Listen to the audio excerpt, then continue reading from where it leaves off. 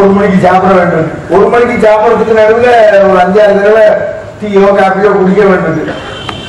உள்ள அமுக்கிட்டே இருக்க வேண்டியது. உள்ள சாப்பிட்டுட்டே இருக்கோம், எங்க போறதுன்னே தெரியல. நல்லா யோசனை பண்ணி பாருங்க. அப்ப நமக்கு பகவான் எப்படி வச்சிருக்காங்க சிரமத்தை. அப்ப குச்சேலர் கதை சொல்ற ராமராவணன் யுத்தம் நடந்தது. தேர் போச்சு, யானை போச்சு, குதிரை போச்சு, ஒரே ரத்த வெள்ளம்.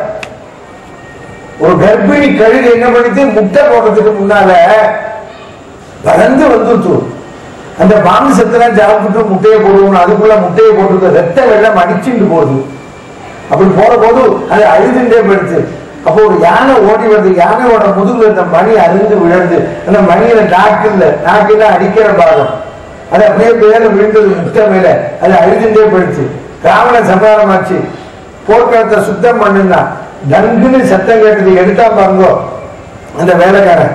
அப்படி எடுத்த போது என்னாச்சு, அந்த மணி அப்படி தூக்கினா பாருங்கோ, அதுல இருந்து கழுகு குஞ்சுகள் பறந்து போச்சு. குச்சேலர் கேட்கிற, இந்த கழுகோட முட்டைக்கு பாதுகாப்பா இந்த மணியை போட்டது யாரு, இப்ப பறக்க விட்டது யாரு, அது வரைக்கும் ஆகாரம் கொடுத்தது யாரு? இந்த கதை எதுல இருக்கு? துளசிதாஸ் ராமாயணத்துல. அப்ப குச்சேலர் மனைவி சொன்னா, நீங்க சொல்றதெல்லாம் வாஸ்தவம், ஆனா குழந்தைகளுக்கு நான் பசிங்கிற போது கதை சொல்ல முடியாது. அப்ப அவர் சொல்ற, இந்த அக்ரகாரத்துல நான் இனிமே கடன் கேட்கறதுக்கு வீடு பத்தல, யாச்சகம் பண்றதுக்கு வீடு போறாது, அதனால என்ன பண்ணணுங்கிற என்ன இல்ல, நான் ஒண்ணு சொல்றேன் கேளுங்கோன்னு தான். நான் தினந்தோறும் நீவாரங்கிற காமாரத்தை இடிச்சு பக்குவம் பண்ணி அவல் பண்ணி வச்சிருக்கேன். இல்ல இனிப்பு கலந்து கிருஷ்ணருக்கு, அந்த அவல கிருஷ்ணத்தை கொடுத்து ஏதாவது வாங்கிட்டு வாங்குவோங்க. அந்த கந்த துணி, அந்த கந்த துணியிலையும் ஒரு நல்ல இடத்தை தேர்ந்தெடுத்து அவளை கட்டி கொடுத்து விட்டார். அவர் பார்த்தார் குச்சேலர், நம்ம ஆட்டுக்காரி கிருஷ்ணனை தானே சேவிங்கிற, வேற யாரையாவது பார்த்து ப்ரோ நோட்ல வாங்கிட்டு சொல்லி அப்படின்னு கிளம்பிட்டார். கிருஷ்ணா கிருஷ்ணான்னு. சைத்திர மாசம் அமாவாசை கழிஞ்ச மறுநாள் கிளம்புற. பிரதமை துதியை 2 நாளும் போய் அவர் நடக்கிற அவந்தி மாநகரத்திலிருந்து நடந்து பிரதம துதியை போய் திருத்தியை இன்னைக்குதான் கிருஷ்ணனை சேவிச்சார். ஐஸ்வர்யம் வந்தது அன்னைக்குதான் அக்ஷய திருத்தியை. அக்ஷய திருத்தியை இன்னைக்கு தங்கம் வாங்கணும்னு கணக்கு விட்டுருக்கா. ஏன் வாங்கணும்னு ஒருத்தரும் கேட்டுக்கல. தங்கம் எதுக்காக வாங்கணும்?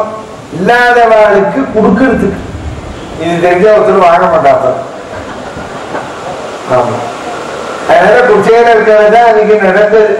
அது கிருஷ்ணா கிருஷ்ணான்னு நடந்து போற.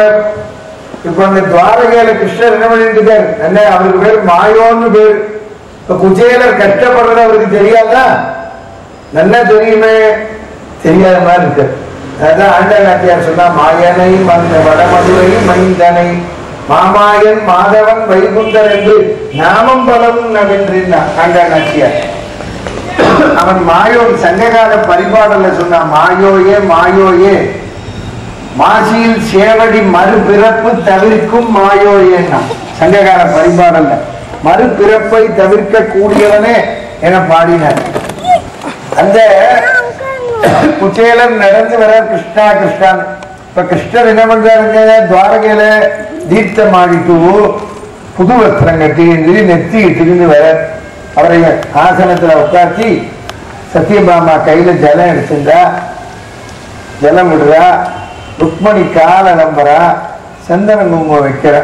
இதுக்காக 2 பேரும் இப்படி காலை நம்பி சந்தன குங்குமம் வைக்கிற. பொழுது போகாமலா பண்ற?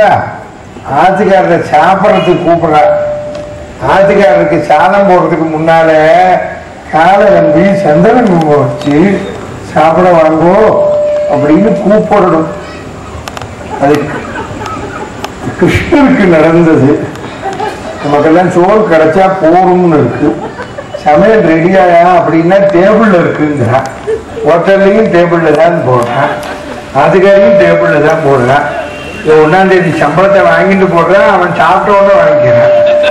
அதனால எல்லா டேபிளும் ஒரே டேபிள் தான். நம்ம கிருஷ்ணரையே பார்ப்போம். ருக்மணி காலை நம்பி சந்தன குங்குமம் வச்சு காண வருடுறா. யாரு? ருக்மணி. அப்படி காண வருடுற போது முள்ளு குத்தி இருக்கு. கண்ணுல ஜலம் விட்டா, சுவாமி தீர்த்தம் ஆடிட்டு தானே வெளியில் முள்ளு எப்படி குத்தி இருக்குன்னு கேட்டான். அந்த குச்சேலர் அங்க கிருஷ்ணா கிருஷ்ணான்னு நடந்து வர பார்த்தேடா, அவர் காலில் குத்தின முள் இங்க வந்துடுச்சு. யாரு சொல்றாரு? சதாசிவ பிரம்மேந்திரர் சொல்றார். பஜ கோபாலம் பஜித குச்சேனம் திரிஜகன்மூலம் தீதி சூதகாலம் பஜரே கோபாலம் ஹேமானஜ பஜரே கோபாலம் ஹேமானஜ பஜரே கோபாலம்.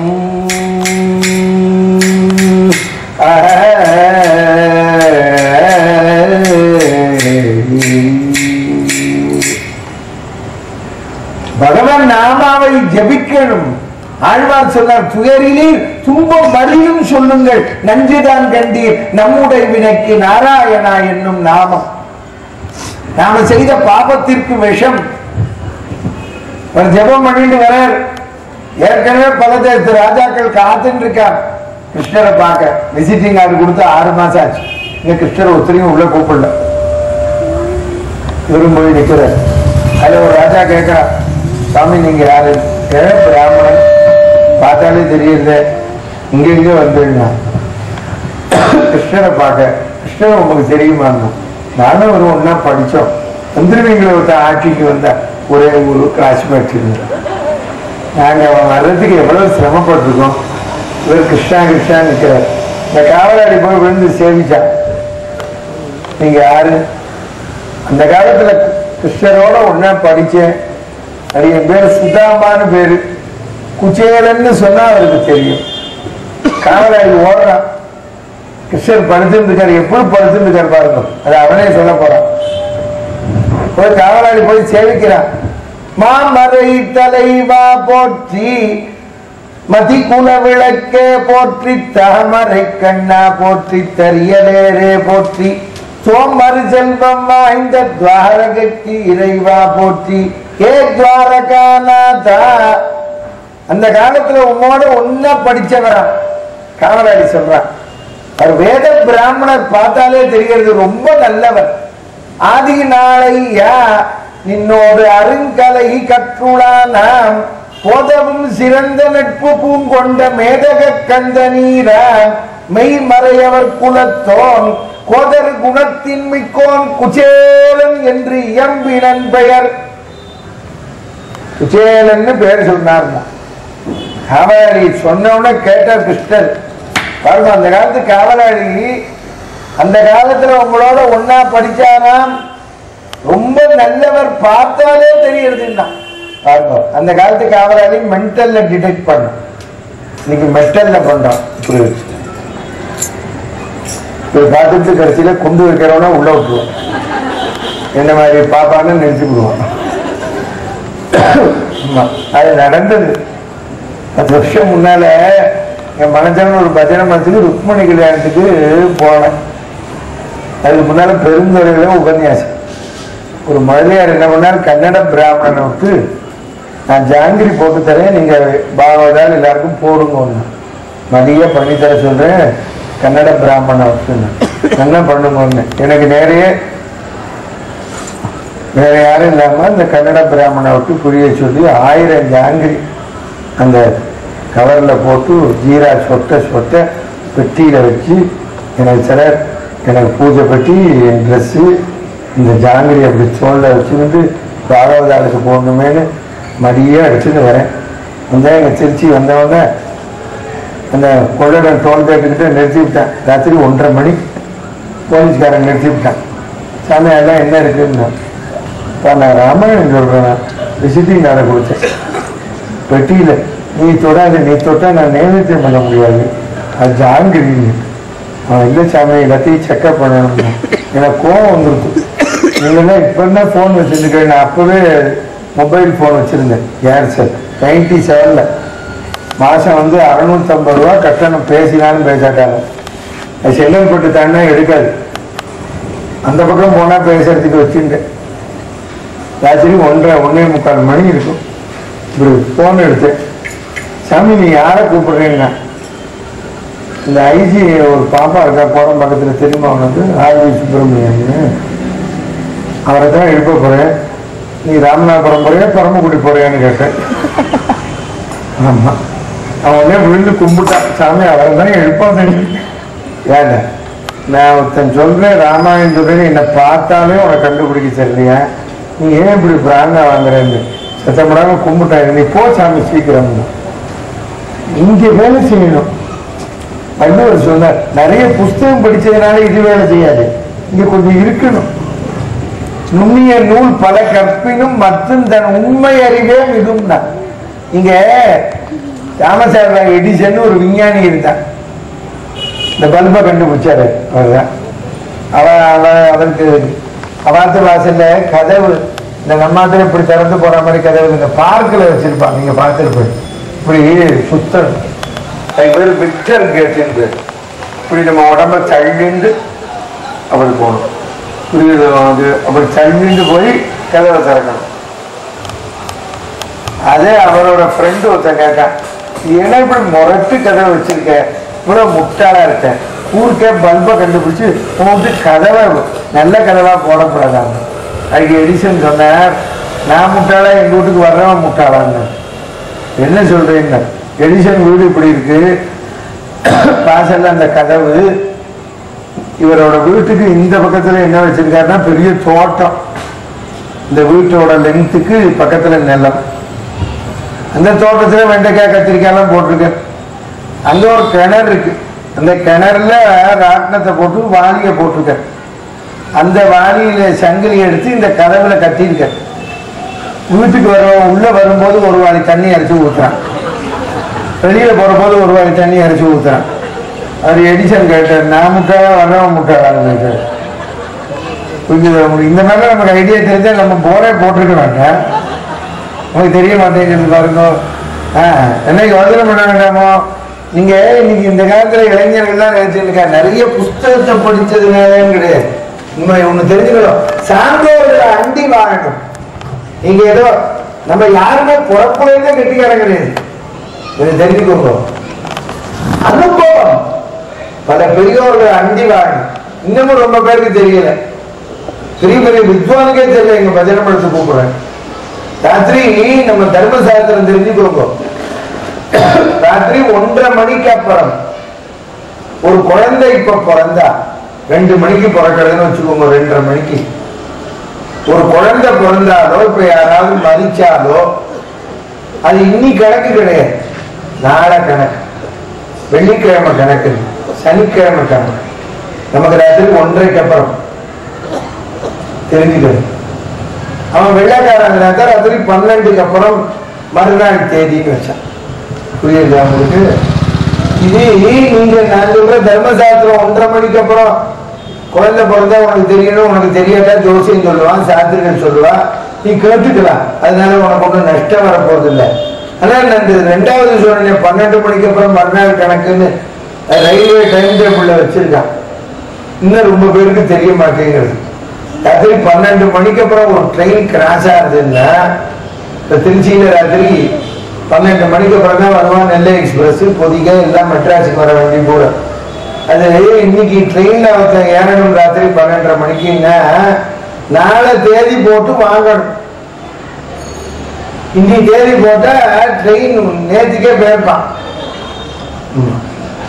இது நடக்குமான்னு கேட்கிறேன். நீங்க நான் மதுரையில மார்கழி மாசம் 30 நாள் உபன்யாசம் முடிச்சுட்டு ராத்திரி 9:45 கன்னியாகுமரி எக்ஸ்பிரஸ்ல உட்காந்து 3 டயர் ஏசி ரிசர்வ் பண்ணி 12:30 மணிக்கு வந்து ஒரு பொங்கல் முடிஞ்சா பொங்கல் ஒரு மாமி வந்து எழுப்புறாங்க.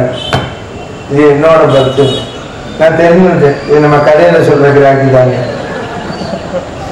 நீங்க டிடிஆரை பாருங்க, நான் எடுத்துட்டு பார்க்கணும், அவர் வருவாரு. நான் போனேன் டிடிஆர் எழுப்பினேன். இந்த அம்மா என்னவோ சொல்றாங்க, டிடிஆர் எந்திருக்கவே இல்லை, அவன் லிஸ்ட்ல இருந்தானே ராத்திரி கதவை திறப்பான், அவன் லிஸ்ட்லயே இல்லையே. என்ன சொல்றேம்மா, டிக்கெட்டை பார்த்தேன், இந்த ட்ரெயின் நேற்றுக்கு போயிடுச்சு, அவன் சரியா தான் படுத்துட்டு இருக்காருன்னா, நீ இப்ப விட்ட விட்டுருந்த திரும்ப அப்ப வந்து டிக்கெட்லெஸ் டிராவலர் ஃபைன் போட்டு அப்புறம் டிக்கெட்டு போட்டு ஏசி சார்ஜ் போட்டு எல்லாத்தையும் போட்டு கணக்கு பண்ணா அது ஏதாவது 1000 ரூபாய்க்கு மேலே வந்துருக்கு. மாமிக்கு ஒரு 500 ரூபா வேண்டு பையிலேருந்து 500 ரூபாய் எடுத்து கொடுத்தேன். ஆமாம், நமக்கு தெரியாம நடந்து தெரிஞ்சு போங்க. 12 மணிக்கு அப்புறம் வேண்டாம் எனக்குன்னு 500 ரூபாயை கொடுத்து அன்னைக்கு அந்த மாமிக்கு யோகம் ஒரு பர்த்து இருந்தது. அந்த பர்த்தை அலாட் பண்ணான். அலாட் பண்ண உடனே இந்த மாமியை கூப்பிட்டு 500 ரூபாய் கொடுத்துருக்கேனே, இப்பவே போன் பண்ணுவோம் பையனுக்கு, மாம்பழத்துக்கு வரும்போது 500 ரூபாயோட வச்சு விட்டுரும். நான் போய் பார்த்துக்கு தேடிட்டு எங்க போறது, மாமி பாட்டுக்கு ராதே கிருஷ்ணாக்கு போயிடுவான். புரியுதா உனக்கு? நம்ம இதை எதுக்காக சொல்றேன், நீங்க எல்லாரும் தெரிஞ்சுக்கணும். 12 மணிக்கு அப்புறம் ஒரு ஊர்ல ட்ரெயின்ல ஏறியா, மறுநாள் தேதி போடணும். இன்னி ட்ரெயினுக்கு இந்த கணக்கை எதுக்காக உங்களுக்கு சொன்னேன், எல்லா விஷயமும் நாம தெரிஞ்சிருக்கோம்னு நினைக்கப்படாது. பெரிய பிஇ படிச்சிருப்பான், எம்இ படிச்சிருப்பான், எம்எஸ்சி படிச்சிருப்பான், 5ஆம் கிளாஸ் கணக்கு போட வராது. ஆமா, வயசாயிடுச்சு மறந்துடுவான். இதுல எங்க என்ன உபயோகப்படுத்தணும்னு தெரியாது, சட்டக்குன்னு வராது. அந்த நிறைய புஸ்தகம் படிச்சதுனால இல்ல, அந்த நேரத்துல மூளை வேலை செய்யணும். நம்ம சொல்றோம் முடியும், எனக்கு அந்த டைம் வேலை செய்யறேங்க, நமக்கு எப்பவுமே செய்யாது, அது வேலை சமாச்சாரம். அந்த நேரத்துல வேலை செய்யணும். காவலாடி போய் சொன்னா கிருஷ்ணர் என்ன சொல்றாரு, ஏன் இருக்கிறீர்கள், போய் அழைத்து கொண்டு வாங்கல. காவலாடி விடுதரிச்சு ஒண்ணு என்ன, இங்க கிருஷ்ணர் எவ்வளவு சௌக்கியமா இருந்தார் தெரியுமா? ருக்மணி தொடையில தலை வச்சு சத்யபாமா தொடையில காலை வச்சு பறிச்சிருந்தார். சுத்தி ஆயிரக்கணக்கான கோபிகள் சாமரம் வீசிந்தா. இவ்வளவு சௌக்கியத்தை விட்டுட்டு நீங்க வந்திருக்கோன்னு எழுந்துருந்துட்டார். இதை நம்ம எல்லாரும் தெரிஞ்சுக்கணும். ஒத்திய கல்யாணம் பண்ணிட்டு போன் பண்ணா ஊர்ல இல்லைங்க.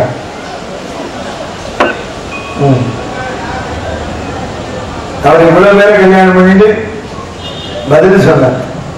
காவலாடி போய் விழுந்தடிச்சு சொன்னான். எப்படி எங்க கிருஷ்ணர் எந்திருந்தார் தெரியுமா? பெத்த தாயை பார்த்த குழந்தை மாதிரி இல்லை. இந்த தாயார் 8 மணிக்கு ஆபீஸ் போயிடுவா, அது வரைக்கும் இந்த பாட்டி இடுப்புல வச்சுதான் கொஞ்சிட்டு இருப்பா, குளிப்பாட்டுவா, எல்லாம் பண்ணுவா, சாப்பாடு போடுவா, தூங்க பண்ணுவா. இந்த பாட்டி சொல்றத கேட்கும். சாயந்தரம் 5:30 மணி ஆனவுடனே 6 வந்திருக்கா பாருன்பா. சருன்னு பாட்டி இடுப்பை விட்டு இறங்கி ஓடி போய் இந்த தாயாரை கட்டின்றோம். அப்ப போய் பாட்டி கூப்பிட்டா திரும்பி கூட பார்த்தா தெரியுமா? ஆமா, யாரு கூப்பிட்டா எங்கடா விடுப்ப பாட்டி அப்படின்னு அது கிட்ட போகாது. ஏன்னா தாயாரை பார்த்தேன். அந்த காவலாளி சொல்றான், தாயாரை பார்த்த குழந்தை மாதிரி எங்க பெருமாள் இருந்திருந்தாங்க. தாயது வருகை கட்டி தனி இளங்குடவி போன்றி நேயமை குடையவனாகி நெஞ்சினுள் உவகை பூப்ப போய் அடைத்திடும் இன்னின்னே போயடைத்திடும் இன்னின்னே போயடைத்திடும் இன்னின்னே. ஒரு விஷயத்தை 3 தடவைக்கு மேல சொல்லக்கூடாது. வேதம் சொல்றது பிரீதா பிரீதா பிரீதா நோக்கா நோக்கா நோக்கா 3 தடவை தான் சொல்லணும். அதுதான் அதுதான் கோர்ட்ல வச்சிருக்கான். 3 தடவை தான் கூப்பிடுவான். ராமசாமி ராமசாமி ராமசாமி. 4ஆம் தடவை கூப்பிட மாட்டேன். இல்ல நம்ம சம்பிரதாயம் தான் வச்சிருக்கான். இந்த ஏற்கனவே காத்திருக்கிற ராஜாலாம் பார்த்தான். சே, நம்ம நல்ல சால்வையெல்லாம் போத்தின்னு வந்து என்ன பண்ணியும், நம்மளும் இவர மாதிரி ஒரு கிழிஞ்ச அங்கவஸ்திரம் போட்டுன்னு வந்திருக்கிறோம் போல. கந்த துணிக்காக பெருமாள் கூப்பிட்டார். கண்ணன்ட்ட இருக்கிற பக்திக்குன்னா கூப்பிட்டார். பெருமாளை பார்க்கறதுக்கு பார்க்கடல 4 பேர் காத்திருந்தார். வேதம் படிச்ச பிராமணன், நாட்டை காப்பாற்றினவன், வியாபாரம் பண்ணவன். இந்த மெட்ராஸ்ல எக்மோர்ல ஆட்டோ ஓட்டினவன் 4 பேர் நிற்கிறான். பெருமாள் காவலாளியை கூப்பிட்டு ஆட்டோ ஓட்டினவனை உள்ள விடுங்க. அவன் வேகமா வந்தான், விழுந்து சேவிச்சான். சாமி, நான் கோவிலுக்கே போல, நீ என்ன கூப்பிட்டு, நீங்க பாட்டி கோவிலுக்கு போனா அதுக்காக கூப்பிட்டேன், இல்லை உனக்காக தான் கூப்பிட்டேன். பக்கத்துல இருந்த நாரதர் கேட்டார், அவனே கோவிலுக்கு போலங்களா, இவனா ஏன் கூப்பிட்டேன்னு. அவன் ஜனிச்சிட பக்தி அவனுக்கு தெரியாதுடா, எனக்கு தான் தெரியும். எப்படின்னா எக்மோர்ல என்ன பண்ணுவான், 3 பேர் தான் உட்கார்ற இடத்துல 5 பேரை பின்னால உட்காந்துப்பான். அப்புறம் இந்த சீட்ல ஒருத்தர் உட்காந்துப்பான். அங்கேருந்து கிளப்பிட்டு சின்ன தாண்டி கொண்டு விடுறேன்னு அங்கேருந்து சர்ற பொருள்னு போலீஸுக்கு பயந்துட்டு சந்து பொருளெல்லாம் ஓட்டி எய்தாப்புல வர லாரி பஸ் எல்லாம் கணக்கு பண்ணி படம் பார்க்க பிடிச்சிட்டு அப்படி ஏறும் வேகம் ஏறி எய்தாப்புல ஒரு வண்டி ஒரு இப்படி போய் கொண்டு போய் அவங்க வீட்டுல தள்ளி விட்டுருவான். அப்ப இந்த பின்னால இருக்கிற 5 பேரும் இவன் டிரைவர் பக்கத்துல உட்கார்ந்துக்கிறவங்க 6 பேரும் ஏன் ஆதம் பாந்தவா அநாத ரட்சகா கோவிந்தா இவன் ஒழுங்கா வீடு போய் சேர்க்கணும்னு வேண்டி போனான். பெருமாள் சொன்னார், குறைஞ்சது ஒரு நாளைக்கு 5 பேரையாவது என் பேரை சொல்ல வச்சான் பாடுறா. இவன் தாண்டா உண்மையான பக்தன் தான். அவன் கோயிலுக்கு வரவனோட சொல்ல வைக்கிறவன் தான் உண்மையான பக்தன். நம்ம அவனுக்கா உள்ளத்தோடு நினைக்க வச்சுட்டானே. குச்சேலர் உள்ள வர கிருஷ்ணர் படுத்துட்டு சட்டத்துன்னு எழுந்திருந்தேன். இப்ப நம்ம ரொம்ப வேண்டியப்பட்ட வரன்னா நம்ம எப்படி எழுந்திருப்போம்? தட இடுப்புல இருக்கிற வஸ்திரம் கூட அது இருக்கா இல்லையா தெரியாது எடுத்து கட்டிப்போம். வந்துட்டேன் அப்படின்னு நான் வந்தவன் சொல்லுவான், நல்ல வேண்டிய கட்டிக்கிற அவசரம். அதனால பெருமாள் எழுந்திருக்கார். காண்டலும் உவகை பூத்து கால் விதை கொடுந்தான் ஆண் தகையவனும் அணை உடைத்து எழு அணைய உடைச்சுக்கிட்டு ஜனம் வரா மாதிரி பெருமாள் போனாராம். என் சேவிச்சர் திலகம் மண்தோய திருவடி வணங்கி. நீங்க எல்லாரும் தெரிஞ்சுக்கணும், இந்த 4 பேரு பார்த்தா தெருவா இருக்கான்னு சேவிக்கணும். வேதம் படித்த பிராமணன், கோயில்ல பூஜை பண்றவன், ராமாயணம் சொல்றவன், பஜனை பாடுற பாகவதன், அதெல்லாம் பார்த்தா எக்மோ ரயில்வே ஸ்டேஷனா தான் சேவிக்கணும். ஏன்னா கிடைக்க மாட்டான். சங்கர் தயாள் சர்மா ஜனாதிபதியா இருந்தார். ஒரு பெரிய பண்டிதர், சமஸ்கிருத பண்டிதர். அவர் போய் பத்மபூஷன் பட்டம் வாங்க போனார். பட்டம் வாங்க போற போது இந்த பட்டத்தை கொடுக்கிற போது ஜனாதிபதி என்ன பண்ணார், அவர்கிட்ட பட்டத்தை கையில கொடுத்துட்டு அபிவாதையேன்னு சேவிச்சார்.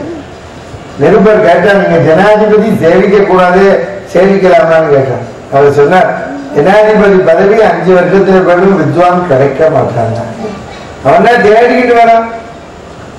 எல்லாரும் தெரிஞ்சுக்கணும், பகவானை விட பக்தன் ஒஸ்தி. புரந்தரதாசர் சொல்றார்,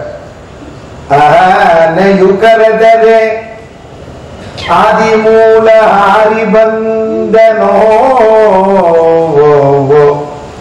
அதமிழனு கரதரே ನಾರಾಯಣ ಓಡಿ ಬಂದನೋ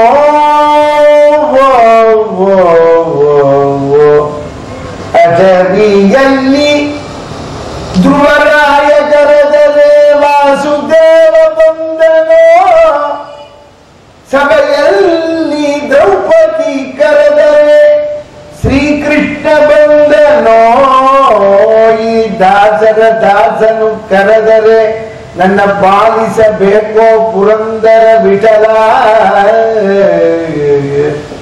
பகவானை விட தொண்டன் வஸ்தி. நம்மாழ்வார் சொன்னார், தொண்டருக்கு தொண்டன் தொண்டன் தொண்டன் சடகோபர். அம்மையார் சொன்னார், தொண்டர் தம் பெருமை சொல்லவும் பெருங்க. பகவானை விட வஸ்தி தொண்டன். ஆமா, தாசர்வான் சொல்றார், யானை மாதிரி எனக்கு உன்னை கூப்பிட தெரியலேன்னு. அணையந்தலி குகலரியனே ನಾರಿ ದ್ರೌಪದಿಯಂತೆ ಕರಿಯಲ್ ಅರಿಯನೆ ಬಾನು ಸುತನಂತ ದಾನವನ ಅರಿಯನೆ.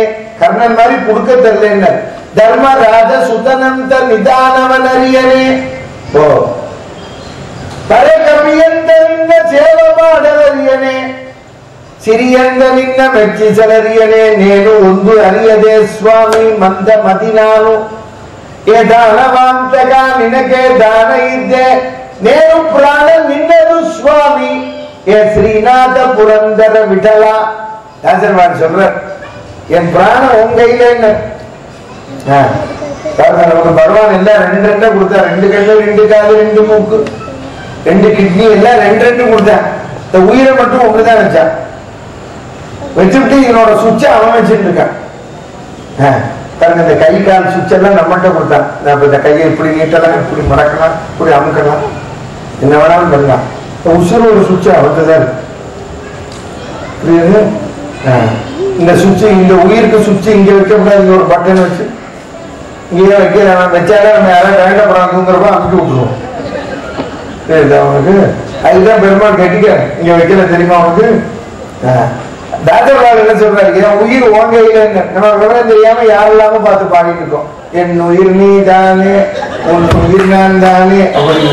அவன் கடைசியில சொல்லுவான், நீ யாரோ இது நான் யாரோ. டைவர்ஸ் பண்ணிடுவார். கஷ்டம். ஆதிகாரியை போய் இதயத்துல இருக்காங்க, இதயத்துல வச்சுக்காத ஆதிகாரி ஹார்ட் அட்டாக் தான் வரும். பெருமாள்கிட்ட கத்துக்கணும். நீ மலமார்பில் வாழ்கின்ற மங்கையும் பல்லாண்டு. பெருமாள் வலது மார்பில் மகாலட்சுமி வச்சுட்டு தனி ஹார்ட்டே ஓபன் பண்ணிட்டு